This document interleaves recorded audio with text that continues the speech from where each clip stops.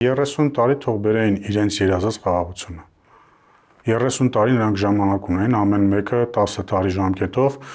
ունեն այդ հնարավորությունը եւ ինչպես իրենք են նշում, որ կար ավելի փայլուն առաջարկ, կար ավելի փայլուն փաստաթուղթ, քան օգոստոսի 8-ի փաստաթուղթն է, եւ այսօր Արտուր Խաչատրյանն ասում է մենք դեմ չենք խաղաղության, ուղղակի այդ խաղաղությունը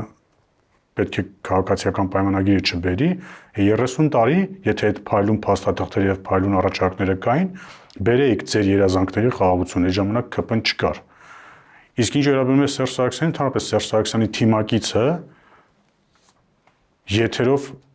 ասում է, որ նրանք ուզում են պատերազմ, ուղղակի չեն ուզում, որ այդ պատերազմը լինի քաղաքացիական պայմանագիր կուսակցության իշխանության օրոք։ Նրանք ուզում են այդ պատերազմը, չեմ էլ հիշում այդ երիտասարդի անուն-ազգանունը, բայց տեսել եմ այդպիսի եթեր, երբ նա ասում էր, մենք ուզում ենք պատերազմ, բայց չենք ուզում, որ այդ պատերազմը լինի ԿՊ-ի օրոք։